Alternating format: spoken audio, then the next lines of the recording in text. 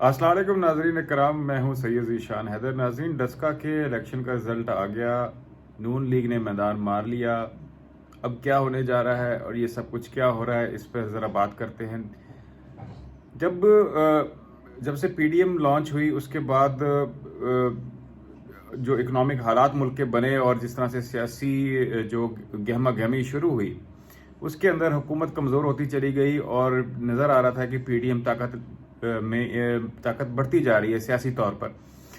لیکن پھر آپ نے دیکھا کہ آہستہ آہستہ پی ڈی ایم غیر فعال ہونے لگ گئی۔ سینٹ کے الیکشنز کے بعد آپس میں اختلافات بڑھتے ہوئے دکھائی دیے۔ دیکھیں، پاکستانی سیاست کے اندر جو دکھائی دیتا ہے وہ ہوتا نہیں، اور جو ہوتا ہے وہ دکھائی نہیں دیتا۔ دیکھیں، پی ڈی ایم نے جس طریقے سے زور پکڑا تھا، ممکنہ طور پر اس کے نے اپنے سیاسی اہداف حاصل کر لیے ہیں۔ دیکھیے، اگر اس نے سیاسی اہداف حاصل نہ کیے ہوتے تو پیپلز پارٹی نے جو اپنی پوزیشن چینج کی ہے، اس کے پیچھے کیا وجہ ہے؟ پیپلز پارٹی کی جو سیاسی ابھی مینوورنگ ہے، اس کے پیچھے مستقبل کے لیے وہ پلان کر رہی ہے کہ کس طریقے سے وہ موجودہ سیٹ اپ کے ساتھ اپنے آپ کو اٹیچ کرے گی اور ایک ٹرانزیشن سموتھ ہو جائے گی۔ یہ جیسا کہ میں نے پہلے بھی کافی بار عرض کر چکا ہوں کہ یہ فل ڈریس ریہرسل ہے یا پیغام ہے ان طاقتوں کے لیے کہ پیپلز پارٹی جو ہے ان کا برڈن اٹھا لے گی۔ اب اس پہ دوبارہ بات کرتے ہیں بعد میں، لیکن پہلے یہ جو اس کا الیکشن پہلے ہوا، اس کے اندر جس طرح مس مینجمنٹ ہوئی، جو حکومت کو سبکی اٹھانی پڑی، اس کے پیچھے ممکنہ طور پر وہ طاقتیں جو اس پر حکومت کے ساتھ نہیں کھڑی تھی، جو کہ اکثر ان کو سپورٹ کیا کرتی تھیں، شاید یہی وجہ ہے کہ یہ وہ رزلٹ پہ نہیں نکل سکا جیسا کہ حکومت چاہتی تھی۔ اس کے بعد الیکشن کمیشن کا بڑا فعال رول دکھائی دیا۔ پاکستان کی تاریخ کے اندر انڈیپینڈنٹ ادارے اس وقت تک انڈیپینڈنٹلی کام کرتے رہے ہیں جب تک ان کو جو خفیہ قوتیں ہیں انہوں اثر انداز نہیں ہوتی، اور شاید ہی کوئی ایسا واقعہ ہو جب کروشل وقت میں جو ہے آپ کی جو خفیہ قوتیں ہیں وہ اداروں پر اثر انداز نہ ہوئی ہوں۔ تو اس بار الیکشن کمیشن کا انڈیپینڈنٹ ہونا بھی کہنے کو تو بڑا اچھی بات ہے، لیکن ممکنہ طور پہ ہو سکتا ہے کہ اس کے پیچھے جو حقائق ہیں وہ پوری طرح سے کھل کر عوام کے سامنے نہ آ رہے ہوں۔ بہرحال یہاں اشارہ کر دینا ہی کافی ہے، باقی عوام اب کافی سمجھدار ہو چکے ہیں، وہ سمجھ سکتے ہیں کہ کیا بات کی جا رہی ہے۔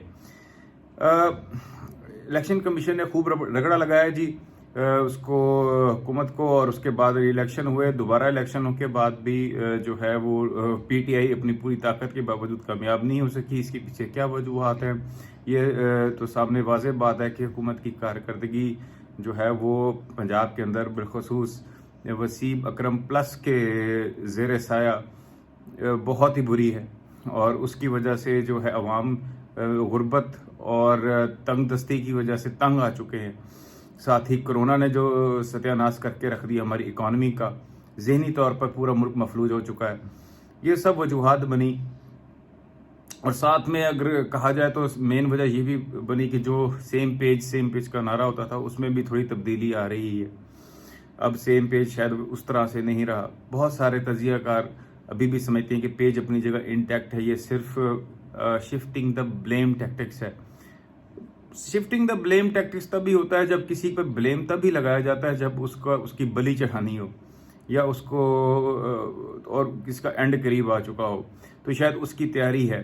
اور یہی وجہ ہے کہ آپ دیکھیں کہیں سے جو ہے نا ترین صاحب کا فیکٹر آ گیا، اور ساتھ میں جو ہے وہ نجم سیٹھی صاحب نے 6 وزراء کو چیف کی طرف سے briefing, chief of army staff کی طرف سے جو ان کی گفتگو ہوئی، اس کا ذکر بھی کیا کہ کس طریقے سے انہوں نے اپنی ریزرویشنز کا اظہار کیا۔ دیکھیں جی، ہم سیاسی جو ہمارے سرکاری ڈیفنس کے ادارے ہیں ان کو کسی بھی طرح سے سیاسی معاملوں میں بات کرنا مناسب چیز نہیں، اور جب نجم سیٹھی جیسے جو ہے کریڈیبل جرنلسٹ کی طرف سے بات آتی ہے تو اس کے اوپر دو رائے رکھنا مشکل ہو جاتا ہے۔ بہرحال یہ اگر اس طرح سے بولڈ طریقے سے نجم سیٹھی کے چینل سے چیز سامنے آئی ہے تو اس کا یہ بھی مطلب ہو سکتا ہے کہ اب حالات جو ہیں وہ اپنی منطقی انجام تک پہنچتے ہوئے دکھائی دے رہے ہیں، اور کسی کو اس پوری بلیم سے جان چھڑوانی ہے۔ شاید ہماری تاریخ بھی ہے جی آپ ہسٹری پہ ذرا نگاہ ڈالیں تو کارگل ہوا تو اس کا بھی بلیم جنہوں نے کیا انہوں نے نہیں لیا آج تک. اس سے پہلے چلے جائیں سقوط ڈھاکہ ہوا تو جن کی وجہ سے سقوط ڈھاکہ ہوا انہوں نے بلیم نہیں لیا. نزلہ ہمیشہ جو ہے وہ آپ کی سیاسی لیڈرشپ پہ ہی پڑا ہے اور اس بار بھی اسی طرح کے حالات بنائے جا رہے ہیں اور اینڈ اس کا وہی ہے جو کہتے ہیں ہسٹری ریپیٹس اٹ سیلف. اور جیسا میں اکثر کہا کرتا ہوں کہ جو حکومتیں جس راستے سے آتی ہیں اسی طرح ہی جاتی ہیں. آپ بھٹو صاحب کا سیاست میں انہوں نے دیکھ لیں اور ان کا جانا دیکھ لیں, میاں صاحب کا سیاست میں انہوں نے اور ان کا پھر جانا دیکھ لیں. جس راستے جو آتے ہیں اسی راستے وہ جاتے ہیں. خان صاحب کا بھی آنا سیاست میں آنا یا اقتدار تک آنا قابل خصوص سب کے سامنے ہے اور ان کا جانا بھی تاریخ کے مطابق ویسے ہی دکھائی دیتا ہے. بہرحال اس پر دیکھا جائے سیاسی منظرنامہ فیوچر میں یہی نظر آ رہا ہے کہ پیپلز پارٹی نے پی ڈی ایم سے اپنا فائدہ اٹھانے کے بعد سیٹلمنٹ کر لی ہے اور اپنا وہ رول جو کہ ہمیشہ ہسٹری میں اگین اینڈ اگین انہوں نے برڈن لیا ہے ان کا طاقتور حلقوں کا, پھر اسی تنخواہ پہ کام کرنے کے لیے شاید تیار دکھائی دیتے ہیں اور وہ سمجھ بیٹھے ہیں کہ اب یہی ایک طریقہ ہے کہ وہ ریلیونٹ رہ جائیں اور پالیٹکس پاکستان کی جو ہے وہ ایوولوشن کے تحت اور اسموتھ ٹرانزیکشن کے تھرو وہ دوبارہ سے اقتدار میں آ کے وہ آئینی ترامیم کر سکیں جس سے جمہوریت مضبوط ہو سکے. جیسے کہ محترمہ نے نعرہ لگایا تھا کہ بیسٹ ریونج از ڈیموکریسی, تو وہ اپنی اسی نظریے پر قائم اور چلتے ہوئے دکھائی دے رہے ہیں. باتیں انسیٹلڈ تھوڑی رہ گئی ہیں وہ آپ کے نون لیگ کی ہیں.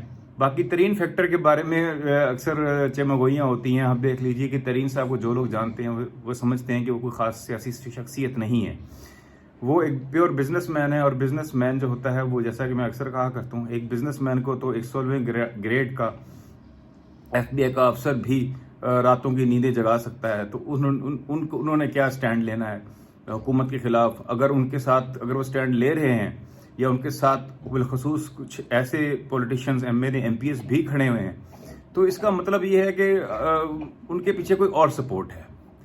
کوئی بھی آپ خود سوچیں کہ حکومت کے ہوتے ہوئے نون لیگ اور پیپلز پارٹی جیسی ہیوی ویٹ جماعتیں ہوتے ہوئے کون شخص صرف ایک شخص کے پیچھے جا کر سیاسی کارکن یا سیاسی M N A M P S جا کر کھڑے ہو جائیں گے جہاں نہ ہی جس کے پاس اپنی ذاتی کوئی پارٹی ہے, نہ ہی اس کی کوئی سیاسی لیگیسی ہے, نہ ہی اس کے ساتھ کوئی فیوچر دکھائی دیتا ہے. اور اگر وزیر اعظم آتا ہے تو اس کے جو ڈوبتی کشتی میں موٹی بات ہے کوئی سیاستدان سوار ہونے کی کوشش نہیں کرتا. اور وہ بھی خاص طور پر جس قسم کے سیاستدان ان کا ساتھ دے رہے ہیں وہ ہمیشہ ونر ہارس کے اوپر بیٹ کرنے والے سیاستدان ہیں. اور اس سے اور بھی واضح ہو جاتا ہے کہ آگے کیا ہونے جا رہا ہے, یا ترین صاحب کے ساتھ کون کھڑے ہوئے ہیں, یا ترین صاحب کے سامنے جو بند حکومت باندھنا چاہ رہی ہے وہ اسی طرح کے ہی حربے ہیں جو کہ وہ انہوں نے ڈسکا کے اندر کرنے کی کوشش کی.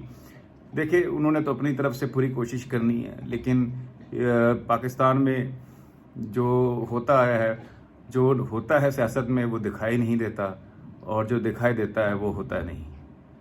سید ذیشان حیدر کو اجازت دیجیے. خدا حافظ.